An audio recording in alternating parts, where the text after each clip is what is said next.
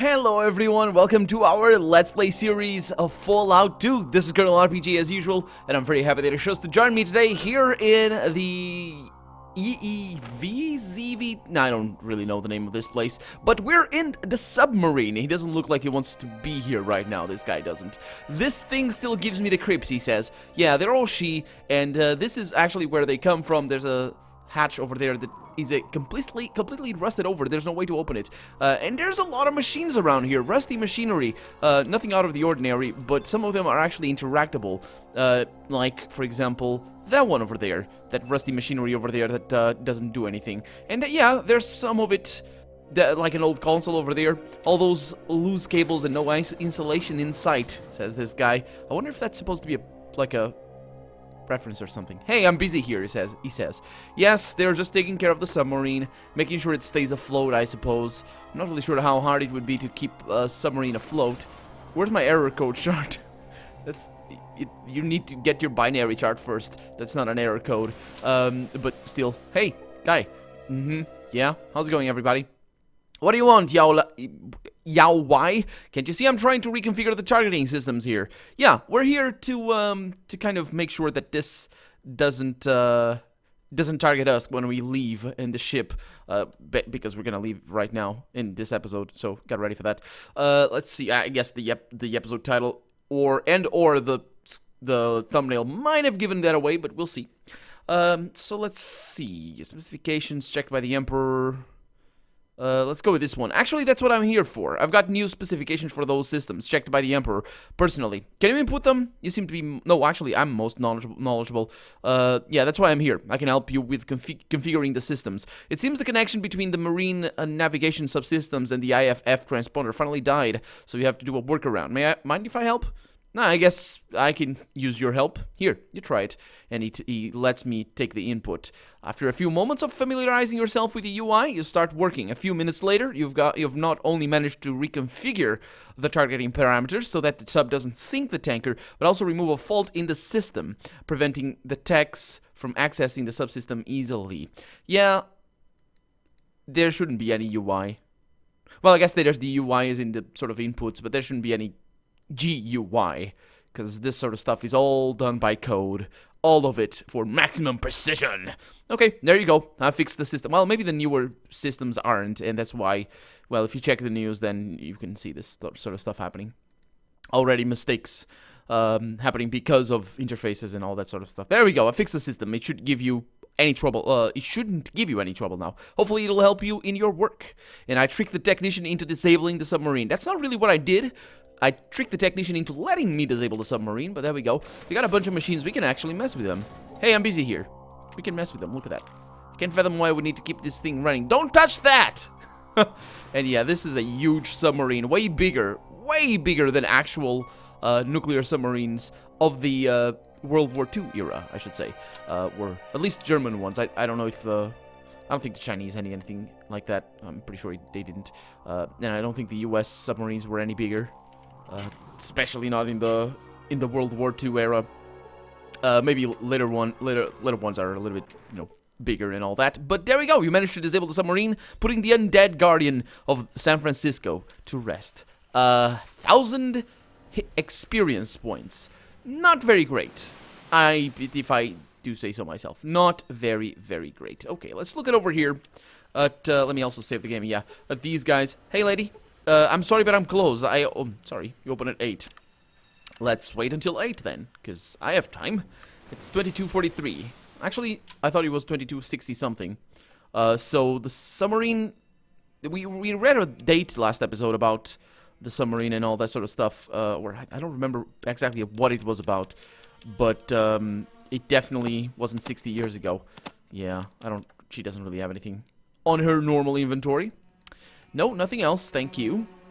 Let's see what you have over here on this one. And we have some drugs. I can take some steam packs. How much for that? Yeah. That's not bad. Another one? Sure. I could pay the rest of the money. I mean, it's not like I will need it ever, but there we go. And also, it's not like I'm gonna need the steam packs. Well, you never know. You never know.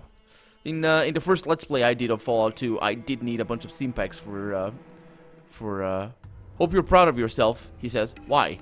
And never going over to the hub, he says. Why do you are you mad at me? You're an asshole. No, I'm not. I'm a nice guy. No, I'm not. I killed your guy, but you don't know that. That's why I killed him like that. Gent antidote, you... Oh. I didn't know that. Thank you very much. Also get these, because they're pretty good. We got a shiv, and we got one of these mega power fists, and a little bit of money. I can sell you this weapon. It's actually pretty expensive, so I can sell you this weapon as well. Let's see if you have a little bit of money for that. Not really. I don't think I have anything here that would be equivalent. No, that would be, you know, that he would want. What do I want over here? Is that very expensive? Nah, not very. Let's go with that. And let's give him one of these. Yeah, good stuff. So that's 84 right there, and that's exactly the amount of money I need. Very, very good. Thank you. No, I'll see you later. And you have more stuff over here. This is the last little bit of trading that we're gonna do before we leave. He has... Oh, that was his inventory already, apparently. Okay, so getting out of here. And let's hope that the commanders of this place don't actually attack us. Because that was the reason why I used so many steam packs on whatever his name was. Crazy cultist. Oh, maybe it's because they think I'm a hobologist. Killing our leader won't make us follow theirs. Yeah, that's because... It's because of that. That's fine. It's because I completed the quest. Let's see if this guy attacks us. Why'd you kill him? Oh, they don't mind us. Nice. Okay. So at least because the way we killed them, we killed whatever he was. They don't attack us, which was what I was hoping for. Good to see you again. What do you need? I don't need anything. Everything is good. Everything is set up to go. I just need to activate this thing. Okay. Check the status. Everything is good. Go.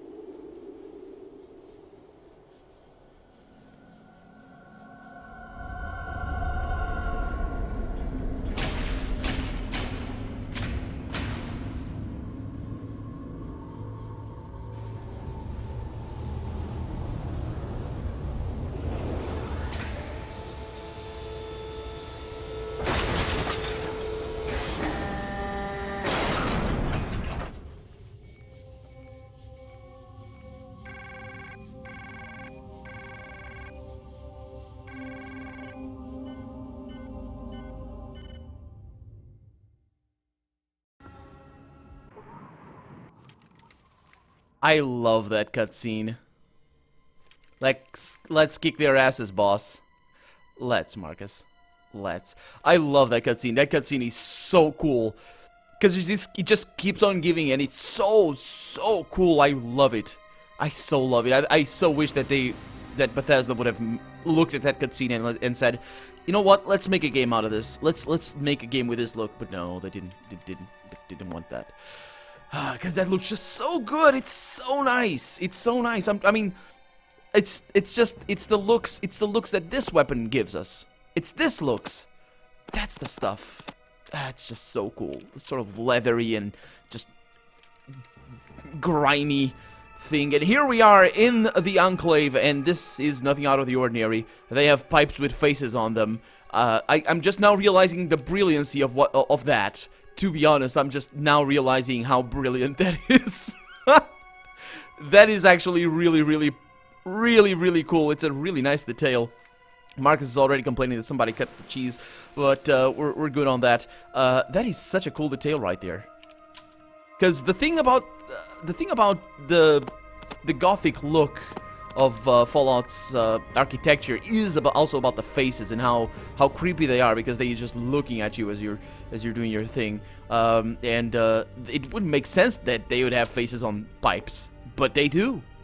They do, and they're very much the sort of Art Deco face that you would expect. I guess it's sort of a mixture of that as well. I think Googie architecture is actually the not Art Deco. That would be a different thing. Googie architecture, I believe, is the influence there. But now we're here. We're here in the Enclave. I brought a lot of weapons with me. I'm gonna use this. Let's see what I can do here. So I have the heavy stuff, and I have the normal stuff over here. Okay.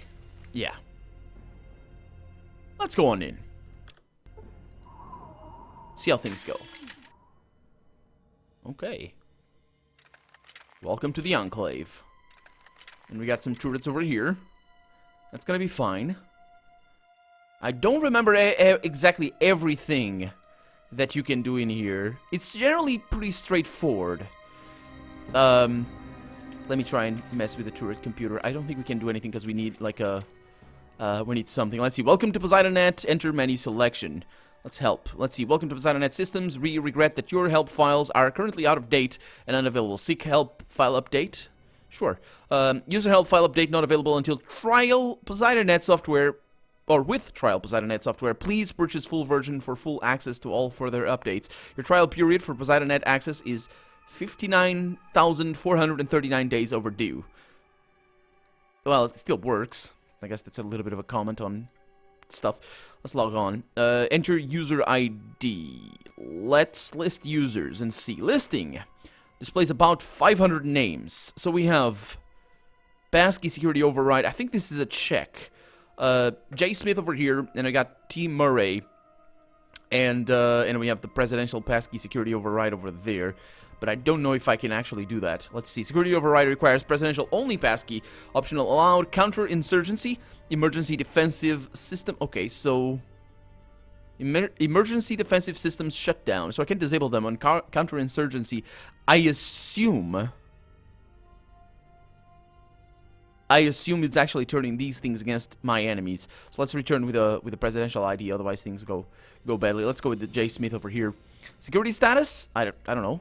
Download failed. Security status file missing. Okay, how about T. Murray? Select A, E, or C atomic power plant operation security status.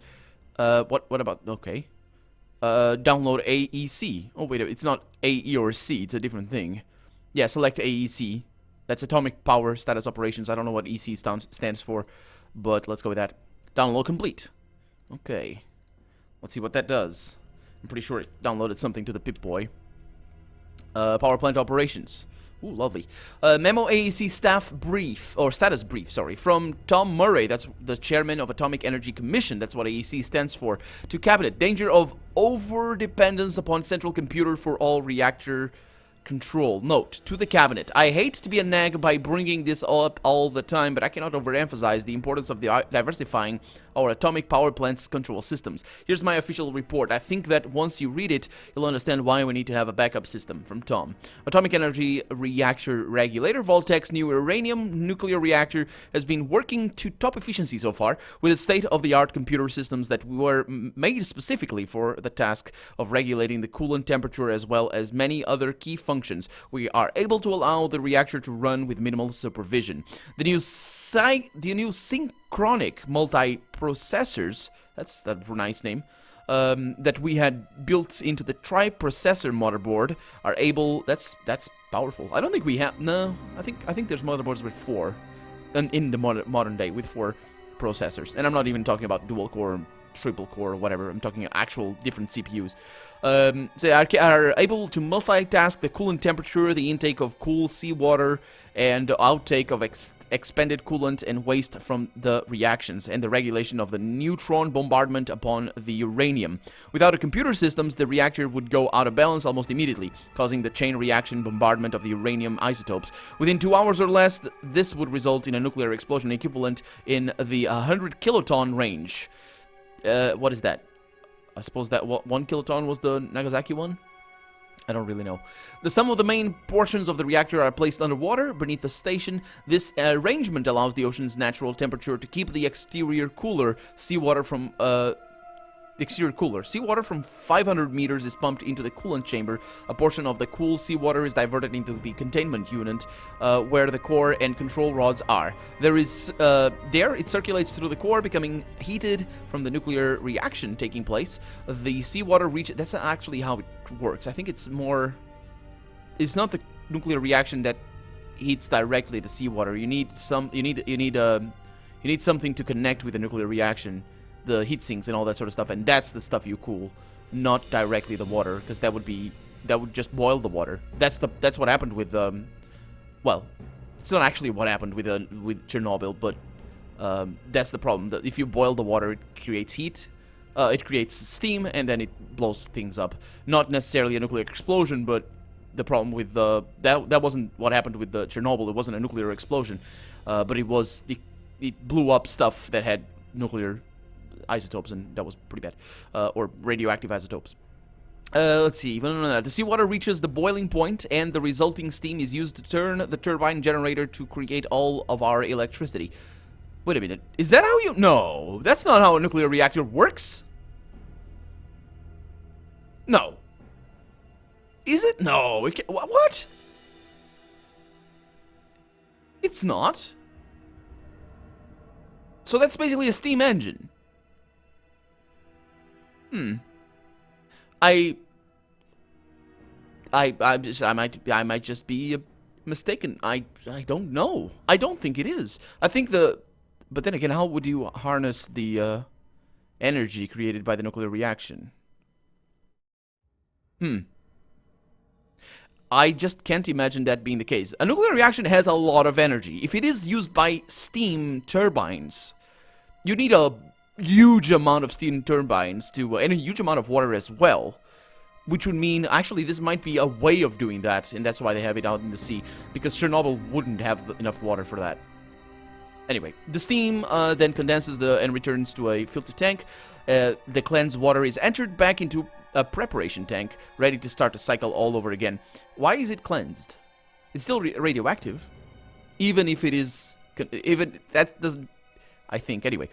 Severely radiated water and miscellaneous toxic materials are pumped out of the station through a waste conduit, terminating 1 mile to the south. Reports from our survey crews state that our effluvia drifts down the coast of Southern California and Mexico, causing irreversible ecological damage. Yeah, you don't say. Many of the beaches are now saturated with toxic waste, and highly radiated sea life. Fortunately, this doesn't affect us. Yeah. In any case, if our reactor is shut down, we do have some backup batteries that can be used to power vital systems throughout the Enclave until power is restored. However, these do not include extraneous and high-energy items such as force fields. Also, as a safety precaution, certain watertight doors throughout the station will close when power is reduced to prevent flooding in case of an emergency. This will restrict movement through... yeah, we're gonna need to take care of this because I think they are currently in shutdown, or we'll see how that goes. This will restrict movement throughout the station, but through the station, but movement to the top of the station is still possible through alternate routes. The real problem is that if the computer is shut down or destroyed, unlikely though both of these events may be, yeah, that we might be able to just destroy it. That's easy. Or that should be easy. The reactor will go critical to the point of meltdown within 2 hours. We need to install some sort of human-maintained backup system. I know that you might think I'm an alarmist for bringing up these provisions for an unthinkable event. However, it always pays to be prepared. Well, if they think you're an alarmist for bringing up very, very normal, just backup stuff, yeah. In the meantime, let's just make sure no one blows up our computer. Yours, Tom Murray, Chairman, AEC. I think there should be two dots at the end there, but because one is for the C and another one's for the sentence. But there we go. We now have a better understanding of how this whole thing works. Let's, so we can go over there. I think. Let's see if this opens. This door opens. Please? It does. Okay. Do we have anything around here? Because sometimes there's like, the little lockers on the wall. I don't know if we should go there or here. I don't remember. Let's explore. And let's find out. Oh. Well, I guess we shouldn't be here. Brainbot was just hit for a bunch of damage. And we're gonna be swarmed by a lot of guys. I don't want to be here. Let's look around. Yeah, I don't want to come from this side. I want to come from this side. Which is still pretty tricky, but at least I'm gonna be able to just do my thing. I'm also probably gonna let these guys be alone. Or be, by themselves. We'll see how that goes. Let me just reload. And let's not go in through there. So, right now, what we want is presidential credentials. So we can configure this thing into using these turrets against my enemies, not against me. And I think it's possible to go through here, even if it were locked, as long as it's not as long as it's unlockable with my electronic lockpick. Choose a ship level. Vertibird unloading pad. Oh yeah, that's the new area. This is the new area. This is how you can get in from Vertibird thing. There's nobody around except for that guy over there. Got some machines. This is interesting. How do I get in? Or how do you what is that for? What? Is this a war room? It is. Well, I'd guess. Let's see what this terminal says. It doesn't do anything. Is it just there for funnies? It's probably just there for funnies. Yeah. So this is how you come in through the vertibird that I didn't do, and I actually am not ashamed that I didn't. It's all fine. We got a Mr. Handy bot, that's a robot that's clicking over here. I'm not gonna destroy it because he's not aggressive, so it doesn't matter. Can I take the vertibird home? Ooh, a water chip. I'll take that. Thank you very much. Even though I have no need for it, but you never know. You know, it's technology. We're salvaging this. Also, what is that? That's the reactor core. Up here? No. That's not the reactor core. Let's see if I can what I can do here with this guy. Cannot get there. Really? Well, I guess I can't get there. That was cool. That was fun. Let's go down again. And entry hall. Yeah. It doesn't work like a normal elevator though, so that's kind of weird. And this is just stairs. Okay. I think I can save. Yeah, this guy is definitely aggressive. My friends are probably all gonna die. Can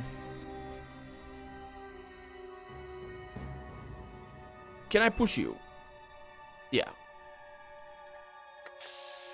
So I don't have line of sight here. Well, I do, but my friends are in the way. He doesn't see me though, because of the way their line of sight works. This guy only has 75 HP. And that's a kill. Unfortunately, everybody else knows I'm here. So what I'm going to try to do is actually I wanted to go back up. Do I need to use the stairs? Okay, that works. I'm also going to try, I'm probably going to leave these guys behind a lot. But we'll see how that goes. I'm not really, where am I? Why are you guys not letting me in? Seriously? Oh, it's Marcus. Yeah, there it is. So, at least that worked. And I have a lot of ammo. Not with me right now, but I have a lot of ammo somewhere. It might be Cat over here. I think it's actually Marcus. No, it's Cat. Okay, let's get a few of that. And, I got it? Yeah, okay. Good. Let's keep going down. So, yeah, so we're gonna kill a lot of Enclave. But my plan is actually to use the flamer a little bit more. More often than not. So let's do this. I'm gonna be shot first. Hi. Yep. Let's see what happens. Oh, you have a flamer yourself, mister. Okay. So these robots are a big concern. I'm gonna use a flamer on you soon. Let's just try and kill those guys. Armor penetrated. That was pretty good amount of damage. Let's see if the flamer can work wonders over here. No, I can't hit that guy. See how much damage I did there. 83. Okay, so you went down. And, that guy's gonna shoot me. So let's not do that. Or let's not let him do that. And I'm getting karma, by the way. That's a power fist. Knocks me off my feet, so that's good. Those rockets are really dangerous. Really dangerous. Because a crit will kill me. A pierce armor crit. They're hitting their own, but it's really of no consequence. And everybody is against me. And that guy killed his own. For 167, that's pretty good. These guys are also pretty dangerous. I'm not up yet. Marcus is doing his thing. Yeah, they have line of sight from there. Just don't shoot me, Marcus. Do your thing. That's nasty. I was hit for some points and I'm back up. Okay. So I have 4. And I have 4. So I think it's better to use this. That's good. Oh no, that's a kill. Okay. And, shoot you? Oh, lovely. What was that? 112. That was a critical, of course. I am gonna step back a little bit. That sounded a little bit more like the pulse rifle that it is. Marcus has a pulse rifle. And also, I'm probably gonna give the ghost rifle to Skynet, but we'll see how things go. That robot might be out of ammo. I think so. I'm also gonna be out of ammo pretty soon. How much damage? Oh, that was a one-shot kill. That I like. That I like quite a lot. These guys are gonna be a big problem. But we're out of time for the day, so that's gonna be that for right now. I do apologize. But you're going to have to wait a little bit more for the next episode. Unless, of course, you're not watching this on day of release. And if you're not watching this on day of release, you can click over here. But for right now, I'm Colonel RPG, and this has been Fallout 2. I really hope you've enjoyed it. And if you did, go ahead and leave a comment. Like the video if you want to see the next episode come out sooner rather than later. But above all, thank you so much for watching. And I hope I'll see you next episode. Bye-bye.